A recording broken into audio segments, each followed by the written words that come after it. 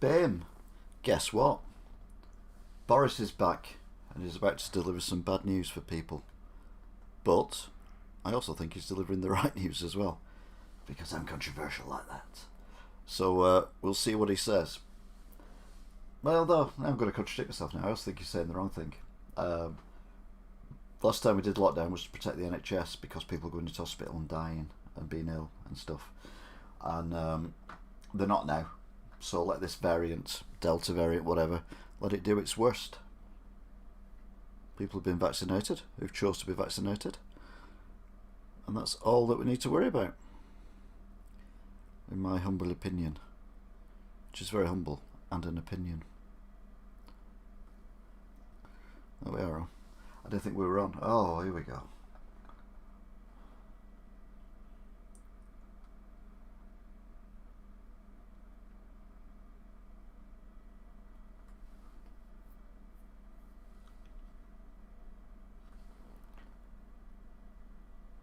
Right, okay. Every time I turn my tablet on, it just goes mental and lags like crazy. And then it stops. So he's coming on at 6 o'clock.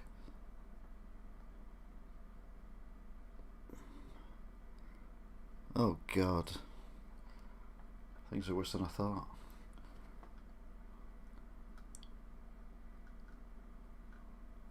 Hi Sarah. Hi Owen. So anyway, as I was saying before I got rudely lagged, there's no need now to go into lockdown.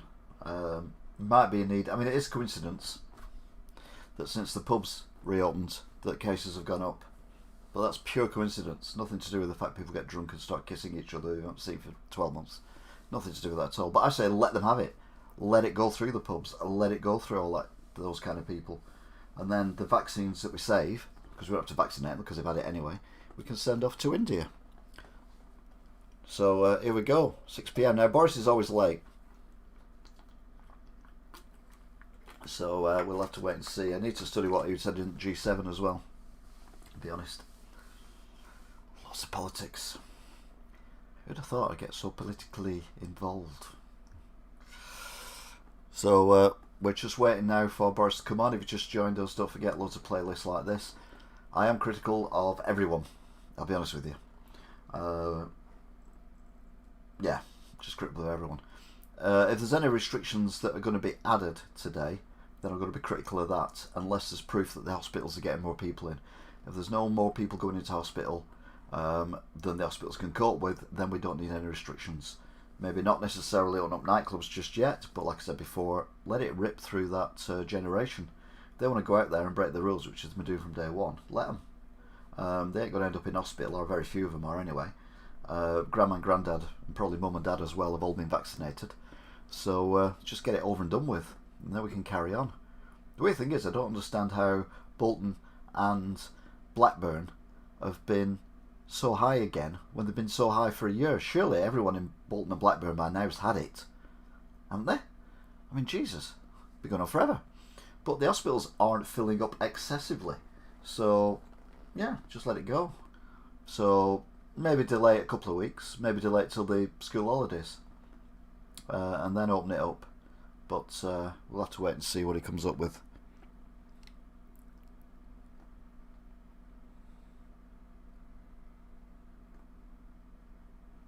Oh yeah, well, my opinion on people going on holiday during the global pandemic is quite basic. If you go on a holiday, just a holiday, to another country in a global pandemic, you have no right to whinge and moan when the things change and you have to pay extra to get back. It was your choice to go there. So, yeah. But I also disagree with the fact that we give you a chance to get back. I would have said, Portugal, right, there's an area of concern in Portugal. We'll instantly, this second, lock Portugal, put it into amber, and then we'll look at what the problem is. And if we've overreacted, we can always unreact. But if we don't react, then that's when it gets over here, which it did with India, if you remember. I think it was about a week of 5 days. And people just flying back willy-nilly.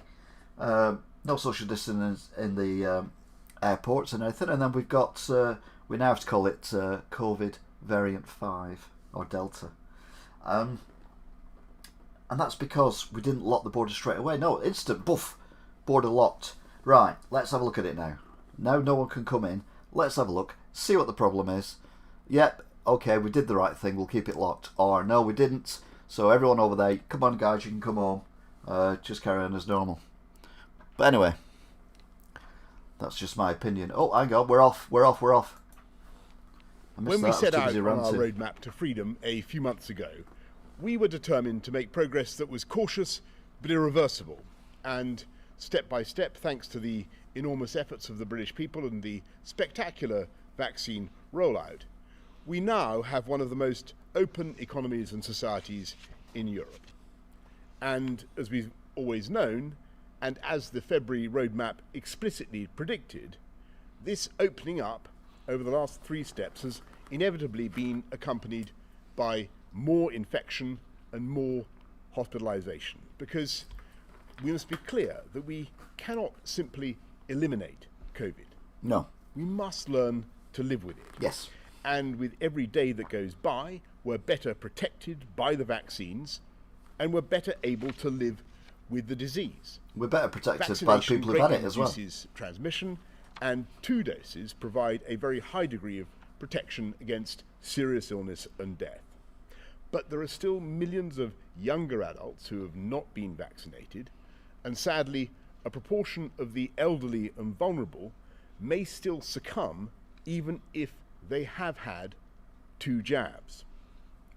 And that's why we're so concerned by the Delta variant that is now spreading faster than the 3rd wave that was predicted in the February roadmap.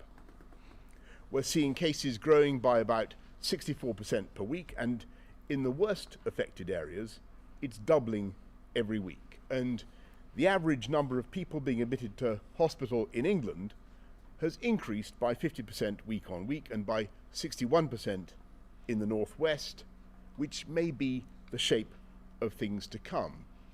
Yeah, because but those numbers, it's got up 61%, but if 2 people go in hospital growth, and then a 3rd person goes in hospital even if the following day, that's gone up 50%. Has been weakened. It's the number of people. It hasn't been severed. It's not the percentage of people. And even if the link between hospitalisation and death has also been weakened, I'm afraid numbers in intensive care, in ICU, are also rising. Yeah, but not ridiculously. And so we've obviously faced a very difficult choice. We can simply keep going with all of step 4 on June the 21st, even though there is a real possibility that the virus will outrun the vaccines and that thousands more deaths would ensue that could otherwise have been avoided. Or else we can give the NHS a few more crucial weeks to get those remaining jabs into the arms of those who need them. And since today, I cannot say that we have met all our 4 tests for proceeding with step 4 on June the 21st. Okay. I think it is sensible to wait just a little longer. I agree. By Monday the 19th of July, we will aim to have double jabbed around 2/3 of the adult population. Double jabbed. Including everyone over 50. Not all everyone. Vulnerable, all frontline health and care workers, and everyone over 40 who received their first dose. You're right, Sir Zayla. And to do this, we will now accelerate the second jabs for those over 40, just as we did for the vulnerable groups, so they get the maximum protection as fast as possible. And we will bring forward our target to give every adult in this country a first dose by the 19th of July. That is including young people over the age of 18, with 23 and 24-year-olds invited to book jabs from tomorrow, so we reduce the risk of transmission among the groups that mix the most. And to give the NHS that extra time, we will hold off step 4 openings until July the 29th. 29th? Weddings that can still go ahead. I thought it was going to be the 19th. With more than 30 guests, provided social distancing remains in place. And the same will apply to wakes. And we will continue to pilot events such as Euro 2020 and some theatrical performances. We will monitor the position every day, and if Yep. after 2 weeks we have concluded that the risk has diminished, He has delayed Then- it, yes. we reserve the possibility of proceeding to step 4 and a full opening sooner. As things stand, and on the evidence that I can see right now, Yes, DC. I'm confident that we will not need more than 4 weeks, and we won't need to go beyond July the 19th. Oh, 19th. Unmistakably You said 29th clear before. the vaccines are working, and the sheer scale of the vaccine rollout has made our position incomparably better than in previous waves. Yes, which is what I said before. But now is the time to ease off the accelerator, because by being cautious now, we have the chance in the next 4 weeks to save many thousands of lives by vaccinating millions more people. And once the adults of this company have been overwhelmingly vaccinated, which is Company? what we can achieve, I think he's not in a been short sleeping over the space of weekend. time, we will be in a far stronger position to keep hospitalizations down, to live with this disease, Yeah. and to complete our cautious but irreversible roadmap to freedom. Thank you very much. I'm now going to hand over to Chris to do the slides. I'm glad, to be fair, Slide, please. that they've not added anything So and the they've not said slides anything are, about, were Greater arranged Manchester, around whatever, the four other than we tests are which Minister set at the guidances do beginning not leave of the the area. The first test is that the vaccine deployment programme continues successfully. And I think everybody in the country knows that both first vaccinations and increasingly rapidly second vaccinations are progressing very effectively thanks to the work of the NHS, volunteers and many others. So this test has been met, and we expect You've had two more the than me, rates Sarah. to continue to be good, as the Prime Minister has laid out. Next slide, please. Next slide. The second test was that evidence shows the vaccines are sufficiently effective in reducing hospitalizations and deaths in those vaccinated. And we already have shown data that showed that for previous variants this was true. We now have data, and some more has been released by Public Health England today, which shows data around the new Delta variant. Now, what has been talked about in the press, for people who've got symptomatic disease or could get symptomatic disease, 1 dose of the vaccine does provide some protection, but you do need 2 doses of the vaccine to provide a strong degree of protection. But once you have 2 doses, there is somewhere between a 76 and 84% reduction in symptomatic disease. Next slide, please. The news is even better for those for the protection that these vaccines provide. Oh, has that changed? I didn't know people it. against severe disease.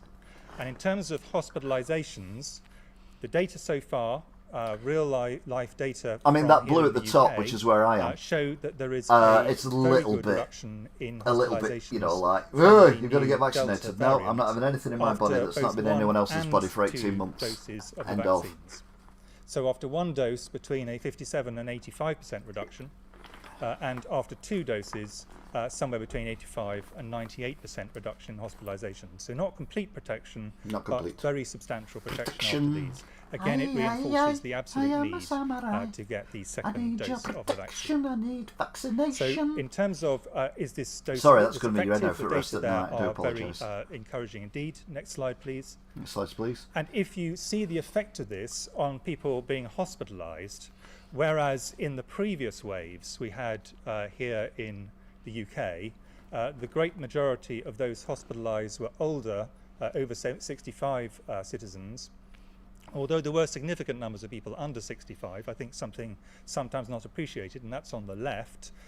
What we now have is that the majority of those going into hospital are now from younger groups, under 65, partly because this is the group in which this is spreading, and it always starts off spreading in the youngest groups, but largely we think because the vaccines are providing a lot of protection now for older citizens. But it is not complete, and as you can see, Well even done, in those DC, over very clever. 65 in which double vaccination is already in place, there are Don't forget still to join in the some chat, hospitalisations, subscribe, but the like, ratios share. I do have loads of these completely things. reversed. If you're into politics, with a Next slide, different please. slant on it. Oh, here we go. Third, Let's pick on the test, northwest. Is that infection rates do not risk a surge in hospitalisations, which would put unsustainable pressure on the NHS. Right. And the rates of hospitalisations at the moment are low in all parts of the country. But, and this is the important but on this test, what we are seeing is a rapid rise, particularly marked where it was first really started in the northwest of the country, but the rest of the country is following. So there has been a 64% increase since last week. And in terms of the northwest, and you can see that in the dark blue colour here. So there's less than 200 people in hospital. Oh no! Increase in England, and that rate will follow. Okay, we think sorry. where the northwest has led. Now these numbers are still relatively small, and if you're doubling from I think it's jumped from G7, Jamie. 100 to 200, the numbers are still relatively modest compared to that might have to some the food NHS. poisoning from that barbecue Several on the doubling beach. times, relatively small number of doubling times, and you start getting to really quite large numbers. If you're doubling up from 1,000 to 2,000 or 2,000 to 4,000 over less than 2 weeks, clearly things can take off very rapidly. Yeah. Next slide, please. And That's what I've been saying, the dark DC. colours here on this map are where the They- rates of I increase agree are with greatest, but lockdowns anywhere that is for shaded in protection yellow of the or, NHS. orange, I don't agree colours with it or dark when we brown, don't need it, rates and we're not are having it. increasing, They're just where being they're in cautious, green, and rates are I'll go with the decreasing. cautiousness. You can see on this map that the but we'll increase see. in the new variant is occurring across the whole country. Oh, Cornwall! Remember how Next they slide, used to please. say, "Oh, why are you picking on us?"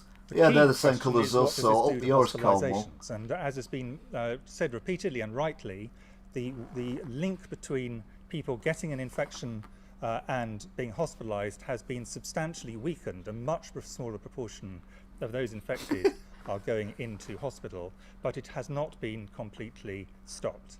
And what you can see here is that in terms of hospitalisations, again, there has been a 61% increase in hospitalisations since last week in the northwest, and a 50% increase across the country as a whole, but we expect that will probably accelerate. So there is the but they're not scary hospitalisations are numbers. following, but with a delay, the number of cases. So although we do not think an immediate overwhelming of the NHS is likely, if this continues on an exponential path, and in particular, if that then accelerated further due to further loosenings, then we would run into trouble in a relatively small number of doublings. I had a loosening the other day. It was very messy. Next slide, please. Oh, So the final test, and really this has been led up to by the things that have happened previously, is has our assessment of the risks been fundamentally changed by new variants of concern? And what this slide shows is in the orange is the numbers of cases of the B117 alpha variant that had been the one that dominated in the UK until very recently, and that has continued on a downward path. And Right, although it's so what we probably need to do now stabilised a bit is in the last couple of come up with a new weeks, variant nevertheless, that we give everyone if this was the that doesn't variant make we you were ill or primarily kill you, dealing with, I but think will it is kill very the other one, likely because that obviously the ministers Delta will largely variant has continue killed on off the current path. the Alpha problem we have variant. is So what we in the need dark is a blue, what we variant can to see kill off is the Delta, but variant, doesn't hurt the anyone. new variant. Sorted. And that is Scientists, whilst you can have that for free. The B117 alpha is going down, the Delta variant is going up and currently going up exponentially. And just to make a point, the area in the grey shaded areas, the data are not complete. Those will carry on going up as data come in over the next weeks. I've done a So this is the reason why the COVID test, it was assessment of negative. risk has fundamentally shifted. At the end of the period that the Prime Minister was talking about, we will have a situation where a much higher proportion of people have been double vaccinated or vaccinated. We're coming up to the school holidays. We all want to stress that at that stage rates will be higher than they are at the moment. But the next 4 weeks will reduce significantly the risk of a very high peak, which could cause significant problems in terms of pressure on the NHS and all the knock-on effects of that and direct deaths from COVID. Thank you very much. Thanks very much, Chris. Patrick, anything to add to that at this stage? Okay, fine. Thank you. Let's go to questions. Go to members of the public for their questions. Andrew in Worthing. As soon as the journalists get in, it'll be all about G7. Hello. Hello. You well, look like someone recently reported famous. that over Terrible 25s wallpaper, though. can now get the first dose of their vaccine, which means that 12 weeks from now, plus 2 weeks for the vaccine to kick in, that'll take them to early September when they're fully vaccinated. So my question is, do you have any plans to prioritise university students so that they too are fully vaccinated by the time they go off to uni? Thanks very much, Andrew. Well, actually, what we're saying today is I think that 23 and 24-year-olds will be able to come forward and get their vaccine doses as of today or tomorrow. So we're going as fast as we can, and by July the 19th, 2/3 of adults aged all adults in the country would have had 2 doses by the end of Not all adults. So by July the 19th, we will have all adults, everybody over 18, would have had a first dose. You're perfectly right, Andrew. I don't think he's well, I'll be honest with you. There will still be some time to run before university students who get vaccinated in July will get their Either that or he's second just very, very dose. tired because But, he has a busy weekend. we will certainly look at what we can do to accelerate second doses, as we're doing now for people across the country. And if there are outbreaks in particular places, as we've done surge vaccination and surge testing, we may do that in those places as it may be necessary. But I wonder whether Patrick or Chris, you want to add anything to that? Well, one thing I would add, PM, is just to remind people that the system in the UK has prioritised in strict order those who are at highest risk, all the way down the ratings, and for the great majority of people of university age. Because I would imagine if it was young people dying from it, they'd have done them first and then left the old fogies so we've gone down to in last. Ranges. So they've done it the right way That's round. the reason for the ordering. But as the Prime Minister says, we would expect that everybody of university age would have had at least 1 dose of vaccination by the start of next term. Thanks, Andrew. Tessa in Bedfordshire. Why can't testing and vaccination status be used to open up weddings in the same way as it's being used to open up football matches? As a twice postponed bride-to-be, it feels like weddings are bottom of the priority list, despite being significant. already said that weddings can go ahead. Not progress with their lives. Well, Tessa, I'm very, very sorry to hear about your wedding plans being postponed twice. Indeed, I'm sorry for all the disappointment. He managed to have his wedding, didn't he? Caused by going a bit slower as we are today. What we are saying on 30 people from June the 21st. Uh-oh. Providing social distancing is observed to weddings, to many businesses, but it's a few weeks that I think is worth it to get those jabs in. Laura Koonsberg of the BBC. Thank you very much, Prime Minister. After this 4-week delay, Oh, do you Laura expect Koonsberg. life to return to something that looks like normal? So people returning to the office, taking off face masks and ending the 1 metre rule? And can you rule out extending this delay any further? And can Obviously I ask not. Professor Whitty or Sir Patrick, when do you expect all adults to have had both jabs? And after that, would you start vaccinating children? I know there's been a study into whether or not that's a good idea. Yeah, thanks very much, Laura. I think that is the You can't question. predict What is the something. world going to look What like happens on- if there's on Echo July the Delta, 19th? And I think Echo I've given version comes this along answer that kills at a everyone who's had the certain stage, vaccine? We're going to have to learn That'd be all right. to live with But everyone else will be the screwed. virus and to manage it as best we can. And what we're trying to do now by this delay is to reduce the current surge, and we think we can do that, and we think that a 2-week delay would make a substantial difference, and a 4-week delay we think would make even more of a difference in reducing the overall number of Oh, deaths. do you And see, that's the why world's gone we're- mad. That's why we're doing it. And at the end of that period of by July the 19th, we do think that we will have built up a very considerable wall of immunity around the whole of the population. And at that stage, Laura, on the basis of the evidence that I can see now, I'm confident that we will be able to go forward with the full step 4, the full opening. That, of course, doesn't exclude the possibility, I'm afraid, and we've got to be honest about this, the possibility that there is some new variant that is far more dangerous, that kills people in a way that we currently cannot foresee or understand. That's obviously the case. But looking at the data now, looking at the effective... Oh, we're gone again.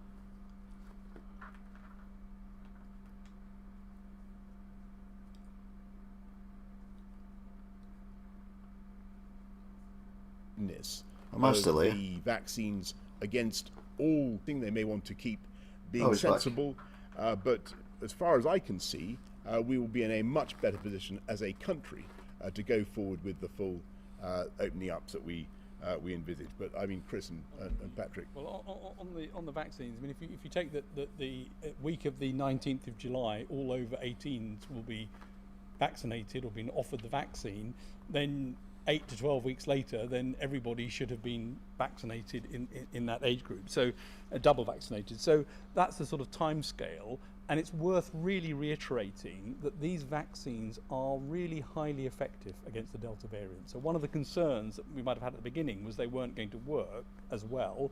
Well, first dose not quite so much, but 2 doses is very effective. And by getting to both more people over the age of 40 double vaccinated, which protects those most likely to end up in hospital or get seriously ill, and giving all over 18s 1 dose, that will reduce spread, because the single dose will put up another barrier to spread amongst the age group most likely to spread, because they have more social contact. So I think that's a sort of double protection that should be in place over the next few weeks. And then on the question specifically on children, I think as we've said several times before, the key thing with children is safety. We know that the risks in terms of physical disease to children, other than some children with significant pre-existing problems of physical health, are much, much lower than for adults. So you wouldn't want to vaccinate unless a vaccine was very safe, and vaccines are now being licensed in some countries, and we're accruing safety data on the safety of these vaccines in children. And there are 2 possible reasons you would want to vaccinate children potentially, but with caution, and this is the point I'm trying to stress. The first would be those groups who actually are at high risk of COVID, and I think JCVI will be bringing forward advice on this about which are the groups they think are at particularly high risk of COVID, and those children specifically should be vaccinated to reduce the risk of them having severe disease and, in very, very, very small number of cases, but does happen, mortality. But the wider question is around also the effect on children's particularly education, and is the multiple disruptions that might happen going to have a very negative impact on their life chances, including the effect it will have on long-term risk of physical and mental ill health. And this is going to be a decision that will have to be based on the data we have available. But at the moment, the big priority, as the Prime Minister has said, is getting through all the adults down to 18, making sure they're vaccinated and then double vaccinated. Thanks very much, Laura. Carl Dinnan, ITV News. Who? Thank you, Prime Minister. Some of the support that you currently have in place for businesses starts to reduce during this 4-week delay. Why aren't you keeping support and protections in place at the level that they're at now? And if I could, for Professor Whitty, if we don't have this delay in the easing of restrictions, what does your modelling tell you could happen to hospitalisations? What's the worst that could happen to the NHS? Thanks very much, Carl. Well, look, unless we get a new variant that agreeing doesn't to do like today or doesn't get affected with to keep going with the openings that we've got in place. So we're not going backwards. We don't need to do anything. We just carry on as we are. Actually called for a reversal, and that's very important. It means that the businesses that are currently open and trading can continue to do that. We're giving, as you know, all the support measures that have been put in place are intended to last through to September. In terms of business rates, local authorities do have an extra £1 billion to cover those who need it. But I think the most important thing I can say to those businesses who are being asked to wait another 4 weeks or maybe as little as 2 weeks, but let's be realistic, probably more likely 4 weeks. I am confident that we'll get there, and there's a difference between the June the 21st date and the July the 19th date, at least in this sense. The June the 21st date was always a not before date. I do think that looking at all in other words, we weren't going to take that step before June the 21st. You said that from day but one. Looking so at the data that I can see now, looking at the scale of the vaccine rollout, I'm pretty confident that July the 19th will be, as it were, a terminus date, and that we'll be able to take things forward from there. Sorry, Chris. No. The question in terms of, you addressed it to me, the question really on the modelling will be to Patrick, but I will just do a preamble on that to make 2 points. One of which is that whatever rate of increase we're seeing now and would see over the next few weeks would be significantly increased if we took the next step, because it means a lot of mixing of households that are unrelated indoors. That fundamentally is what the next step is about. So whatever rate it is will go faster if, and potentially quite significantly faster, were the next step. It's also strange that there's a lot more people dying in America and a lot more people in hospitals in America. And not just on the panel, but across the whole of people who've looked at this, is no one thinks at the end of the 4-week delay the risk is gone. There will still be substantial numbers, there will be substantial numbers in hospitals, and sadly there will be some people who will go on to die of this. The question is a matter of balance. What are the things which is in a sense reasonable to do to eliminate avoidable mortality and overwhelming of hospitals over the short term? Mind you, it's not as bad as if Brazil. People died, it's not just a death delayed, it's a death completely India. Averted. And what are the things where actually at a certain point you say, God knows probably what's we've going done on in most of China the at the things minute. that we reasonably can. Given that, we will have to live with this virus, which will continue to cause severe infections and kill people for the rest of our lives. Where does the balance lie? Yes, Patrick. Well, so as Chris said, this is a virus that's going to be with us forever. If you look back and look at the increases we're seeing now in hospitalizations, in people on ventilators, if we didn't have the vaccination we've got, we would be looking at a question of, is more lockdown needed? That's not where we are. We're at a position now where we're in a race against the virus, and the vaccines need to get ahead of it. And if you're in a race with somebody, you don't suddenly assist them in putting the afterburners on so they can pace you. And so that's really what we need to do, is to make sure we get the vaccines in. And as Chris said, the 4-week delay should reduce the peak, whatever it would be, by something between 30 and 50%. So that's the sort of gain you get from the 4 weeks. And actually it's not very obvious that you get much more gain from going on longer than that at the moment. So it looks like quite a good length of time. You get the 3 advantages: over 18 single dose, many more people double dosed, and close to the school holidays, with the effect that has to also take the pressure off. And that should, between them, significantly reduce the peak. But there will be an increase in numbers, and there will be an increase in hospitalizations, because that's what happens when there's more mixing. Thanks very much. Tom Harwood, GB News. You're on. Thank you, Prime Minister. We've heard a lot Has he about how come we out of want school or this something? roadmap to be completely irreversible, and that after 4 weeks, hopefully, all those restrictions are gone and don't come back. But we also know that in the winter, in the late autumn, Is it the toilet? these diseases can spring up again pretty naturally. They can get pretty nasty. The Health Secretary has previously spoken about a plan for booster jabs in the autumn. And I was wondering, when are we going to get to see that plan? When can the media and the scientific community helpfully scrutinise and help out with that plan? And when will those jabs be going into people's arms in the autumn to avoid these restrictions ever coming back again? And then just one extra question to the scientists, given that we know that this sort of nasty variant is spreading much more pervasively among young people, are we considering at all opening up again that excellent Oxford AstraZeneca vaccine to the under 40s? That's an excellent question. I'll leave Chris and Patrick to deal with. But on the irreversibility of the the roadmap. And you're quite right, Tom. Of course, I mean, we're seeing a surge now. As I said earlier on, we're seeing more hospitalizations.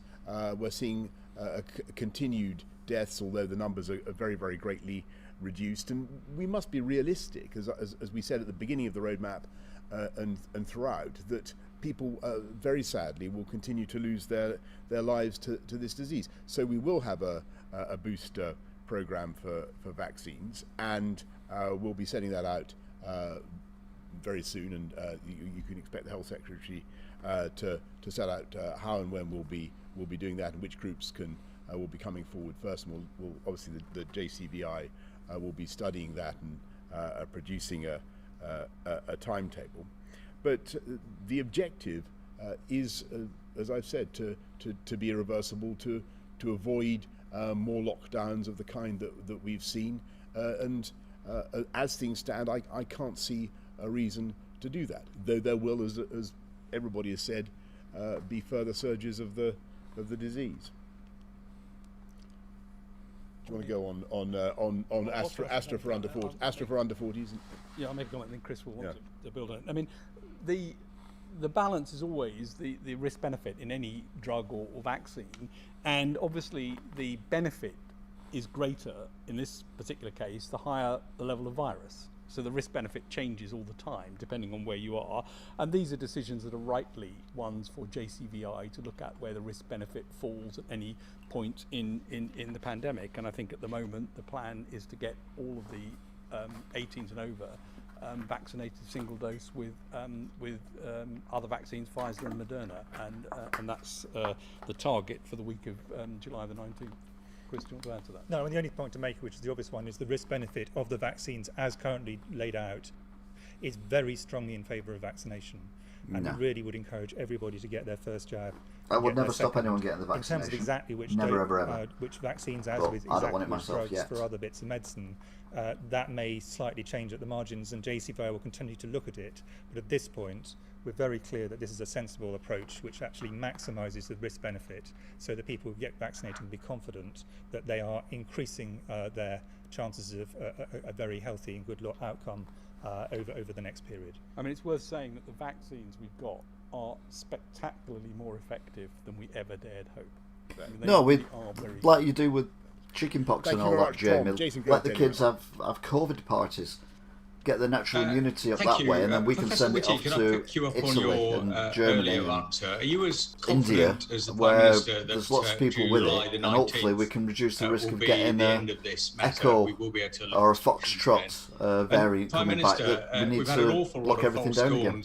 Over the last 18 months, I hear what you say about a possible nasty new variant. Barring the emergence of one of those, though, are you able to give us a sort of cast iron guarantee that that this will be the last delay, provided nothing else turns up? And finally, what would you say to Andrew Lloyd Webber, who says that you're bankrupting a sort of critical and irreplaceable industry? There's plenty of other people in his position too. Do they factor at all in your calculations when making decisions like this? No. What should factor in people's decision? I've got colossal admiration for Andrew Lloyd doing Webber, the right thing for the country and stopping people dying. One of the great glories of this country, and it's broken everybody's heart to see what we've had to go through, and I bitterly regret the fact that we must be cautious again now. And actually, on Cinderella and Lord Lloyd Webber's latest production, I think we're in talks with him to try to make it work, and we'll do whatever we can to be helpful. As I said earlier on, there are some pilot events that we hope will be able to go ahead even in the next 4 weeks. And as for your question about can I give a cast iron guarantee that there won't be further delay on the basis of what we can currently see? Well, all I can say is, on the basis of what we can currently see, I am confident that, as I said, July 19th will be a terminal date, not a not before date. But that is on the basis of the evidence currently before us. We have reasons to be confident, looking at the scale reasons of the vaccine to be cheerful. rollout, Part 3. as Patrick was saying, looking at the levels of protection they give. And in terms of your question to me, actually, I completely agree with the Prime Minister's answer, and I'm sure Sir Patrick would as well. Thank you. Thanks very, very much. Jim Pickard, Financial Times. Oh, Jimmy boy. Prime Minister, one area of major public confusion at the moment is what to do about summer holidays and whether to take them abroad. Grant Shapps, the Transport Secretary, has said people don't have long to wait for their summer breaks abroad. Other ministers, such as George Eustace, the Environment Secretary, have encouraged people to stay at home. Which of these contradictory pieces of advice would you recommend? Well, I'd say and on a stay at related home question, and let's help it's increasingly clear that many industries will hotels, still be restaurants struggling by the end of the summer, in such the as UK, aviation because and we're not hospitality. accepting tourists Is there in, any so we use situation our in which you can tourists. see the furlough scheme and other major business support schemes continuing beyond their current end date, the cliff edge at the end of September? Jim, thanks very much. Well, it follows from what we've all been saying about July the 19th that things, could still change very much, and I think probably will change very much for the better in this country, in the sense that I think we will see a substantial opening up, even more open than we currently are for a lot of the summer. On travel abroad, I think that the most important thing is just to follow the red, amber, green guidance that we're giving. That's continually reviewed, and that's the important thing. I wouldn't want to give any more guidance than that at this stage, Jim. And sorry, I can't remember what your last question. What was your second question? For struggling industries beyond. Sorry, forgive me. September, Absolutely. On furlough, we always made sure that the furlough scheme would continue until September to take account of the whole spread of the roadmap. Chancellor has always been very, very clear about that. We don't think that there will be, on the basis of what we can see now, Jim, in the data, on the basis of the vaccine effectiveness that we can see now, we don't think that we'll need to change that. Thanks very much. Joe Murphy of the Evening Standard. Hi, Joe. You're on. That's you. Thank you very much, Prime Minister, and thanks, gentlemen, for answering our questions again. Sir Patrick, you said the vaccines are spectacularly good, and a lot of people argue that all we need to do now is to let infections rise, and that'll be okay if hospitalisation and deaths don't increase. Based on what you know so far, would you be relaxed if infections went back to January levels? How high would they have to go before you called the Prime Minister and said, look, maybe it is time to slow things down again? Professor Whitty, London's vaccination rates are a long way below all the other regions and nations. Only 36% have had the second doses, according to the dashboard. How worried are you about this? And what will you do to improve the situation? Especially, will you agree to measures to speed up the type of vaccines for London that young people can have? And Prime Minister, July the 19th is going to be hailed as the new Freedom Day. Do you see it as the date when everything will be eased, including those tough nuts like nightclubs being allowed to reopen and we can all dispense with masks and social distancing for good? Right, well, we will be for good, will it? Order, so I think it was Patrick first. Well, I think the vaccines are very, very effective. But of course, if you have a massive wave of infection, the vaccines aren't 100% effective, and you will see people in hospital, and a large proportion of those will be double vaccinated, and some of those, unfortunately, will die. So they were not 100% protective, and therefore avoiding a very, very large peak is important. That's why the second part of the vaccination, which is stopping or reducing the chance of spreading, is an important part of this. And that's why getting the younger people vaccinated becomes important, because you stop the size of the increase in any peak and hopefully manage that down to a level where the number of infections is reduced, and of course the proportion of people who then get severely ill, hospitalized from that, is reduced even further by the vaccination. So that has to be the aim. And realistically, if we ever got a very, very large wave, there would be a very large number of people in hospital. But the plan and the vaccination programme is designed precisely to stop that from occurring. On London, I mean, I think let's start off with the glass half full. Londoners, as in the rest of the UK, have shown great enthusiasm for vaccination.